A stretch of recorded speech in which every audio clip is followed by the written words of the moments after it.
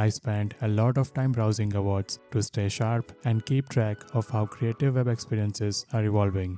Earlier this month, one site in particular caught my attention after being featured as Site of the Day, not just because of the overall design, but because of one specific section. As you scroll into it, there is this featured projects section that pins itself in place and 3 different elements start responding to the scroll at the same time. You have got the project index on the left, gradually stepping forward. In the center, a vertical stack of images flows through the frame, and on the right, the project titles activate one by one, each one settling into place as the scroll progresses. The way all 3 elements stay perfectly in sync creates this really cool editorial scroll experience, and I found that concept really interesting, so I decided to break this interaction down and see if I could recreate a similar scroll-driven experience using GSAP and ScrollTrigger. After spending a good amount of time experimenting with the layout and scroll logic, I ended up with this clean mini scroll experience where the index, images, and titles are all driven by a single scroll timeline and stay perfectly in sync from start to finish.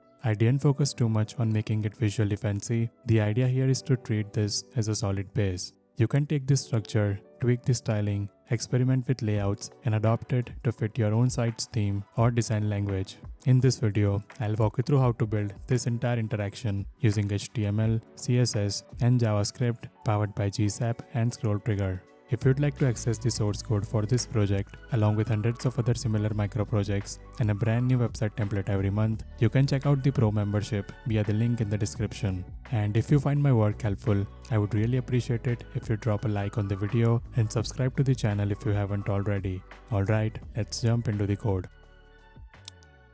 Let's start with the HTML structure. The layout for this project is pretty simple. We are working with 3 main sections on the page. First, I'll add an intro section, then we'll have the main spotlight section, and finally an outro section at the bottom. The intro and the outro aren't doing anything animation-wise, they are mainly there to give the scroll experience some context, so the pin section in the middle doesn't feel too sudden. For now, inside both the intro and outro sections, I'll just place a single paragraph element with some placeholder text. Now let's focus on the spotlight section. This is where the core of the animation lives. Inside the spotlight section, we'll have 3 containers: project index, project images, and project names. First, inside the project index container, I'll place an h1 element with the default counter. This is going to act as our project counter. For now, it's just static text, but later on, we'll update this dynamically based on the scroll progress. Next, inside the project images container, I'll paste all of the project images. Each image is wrapped inside its own div with the class project image, and inside that wrapper, we place the actual image tag. This gives us a clean vertical stack of images. Later on, we'll move this entire container as a single unit, which keeps the animation easy to control. After that, I'll add the final part of the spotlight section. Inside the project names container, I'll paste a list of paragraph elements, each one representing a project title. The important thing here is that the order of these titles matches the order of the images above. And that's pretty much it for the HTML. This structure is intentionally minimal, with everything split into clear, logical groups. Now that the markup is in place, let's move on to the styling. First, I'll start by importing a font from Google Fonts. This will be the primary typeface used across the entire layout, keeping everything clean, neutral, and readable. Next, I'll reset the default browser styles. I'll remove all margins and paddings and set box sizing to border box. This gives us a predictable layout foundation and makes sizing and positioning much easier to reason about later on. Then I'll style the body. I'll apply the imported font, set a dark background color, and use white text.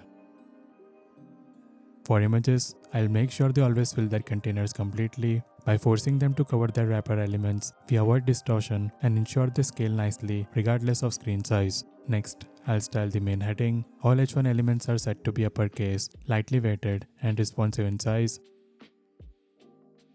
Paragraph elements get a slightly heavier weight and a comfortable line height. These will be used for both the intro and outro copy as well as the project titles, so they need to stay readable without pulling too much attention. Now I'll style the section elements themselves. Each section takes up the full viewport height, has internal padding, and hides any overflow. This is important because later on we'll be pinning the spotlight section and animating elements inside it without letting them spill outside the frame. The intro and outro sections are styled next. I'll center their content both vertically and horizontally and align the text to the center. Now let's focus on the project images column. I'll absolutely position the images container in the center of the spotlight section and shift it horizontally so it stays perfectly centered. The container stacks all images vertically and adds vertical spacing above and below, which allows the images to flow smoothly as we scrub through the scroll. I also place this container behind the text layers just so the text elements stay interactive. Each individual project image gets a fixed aspect ratio and starts slightly faded out. I also add a smooth transition, so when an image becomes active later on, the opacity change feels soft and natural rather than abrupt. Next, I'll position the project names. This container sits in the bottom corner of the spotlight section and stacks all the titles vertically, aligned to the edge. By default, all project titles start in a muted color. I also add a color transition here, so when a title becomes active during the scroll, the change feels subtle and intentional. To help with performance, I explicitly tell the browser which elements are going to animate. The project index, the images container, and the project titles all get a will change hint, which helps keep the scroll animation smooth. Finally, I'll add a responsive adjustment for smaller screens. On narrower viewports, the images container expands to use more horizontal space, and the spacing between images increases. I also force the project titles to remain visible on smaller screens, and that takes care of the styling. With the layout and positioning in place, we are now ready to wire everything up with JavaScript and start driving the animation using scroll progress. First, I'll import the libraries we need. I'll bring in GSAP as the main animation engine, then import ScrollTrigger from GSAP so we can tie animations directly to scroll progress. I'll also import Linus, which we'll use to create smooth scrolling and keep everything feeling fluid. Next, I'll register ScrollTrigger with GSAP. This step is required so GSAP knows about the plugin and allows us to use it later when we create our scroll-based animation. Once that's done, I'll wrap everything inside a DOM content loaded event listener. This ensures that all of our elements are fully loaded and available in the DOM before we start querying them or running any calculations. Now inside this callback, the first thing I'll set up is Linus. I'm pasting this block directly from the Linus documentation. What this does is initialize smooth scrolling, then hook Linus into GSAP's internal ticker. Every time Linus updates the scroll position, we manually tell ScrollTrigger to update as well. This keeps both systems perfectly in sync and prevents any lag or desynchronization during the scroll.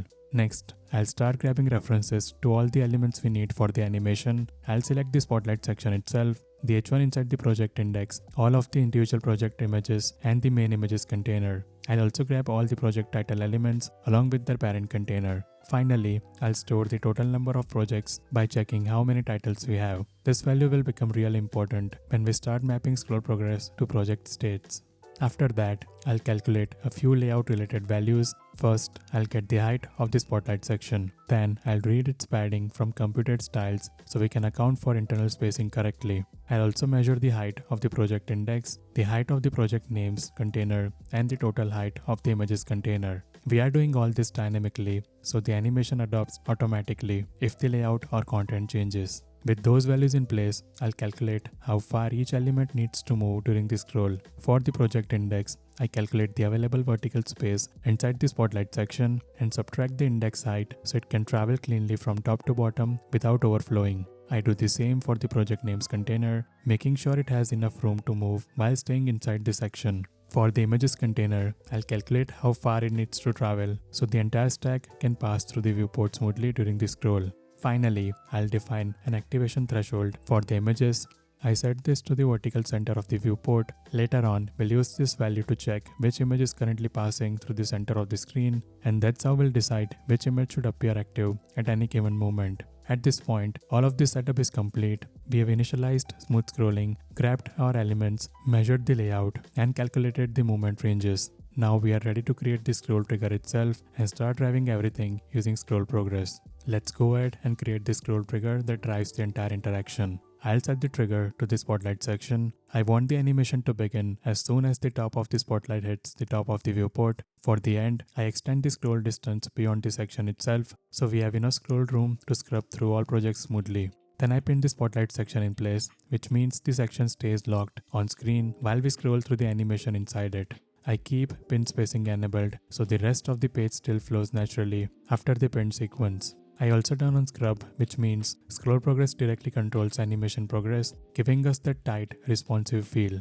Next, inside the onUpdate callback, I'll grab the current scroll progress. This value stays normalized between the beginning and the end of the scroll trigger, so it becomes the single source of truth that we can use to drive every element in sync. Now that I have progress, I convert it into a current project index. I do that by multiplying progress by the total project count, floating it to get a whole number, and then adding 1 so the index starts at 1 instead of 0. I also clamp it so it never exceeds the total number of projects, especially near the end of the scroll. Once I have the current index, I update the counter text. I format both the current index and the total project count to always show 2 digits using patch_start method, so the counter stays visually consistent as it changes. This is what gives us that clean 1/10 style readout during the scroll.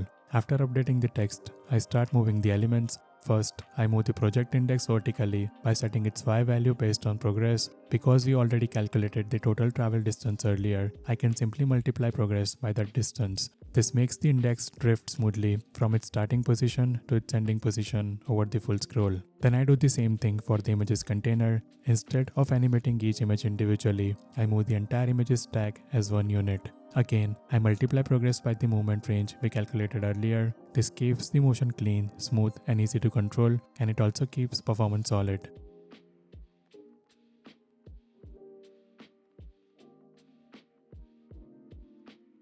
Next, I loop through each image using for each. Inside the loop, I use getBoundingClientRect to measure the image's position on the screen. From that rectangle, I grab the top and bottom values. This gives me enough information to check whether the image is currently passing through our activation line. Then I compare those values against the activation threshold we defined earlier, which is basically the center of the viewport. If the image overlaps the threshold, meaning its top is above the line and its bottom is below the line, that tells me the image is currently in focus. In that case, I set its opacity to full, otherwise I drop it back down to the inactive opacity. This creates that nice spotlight effect where one image looks active at a time as the stack flows through the frame.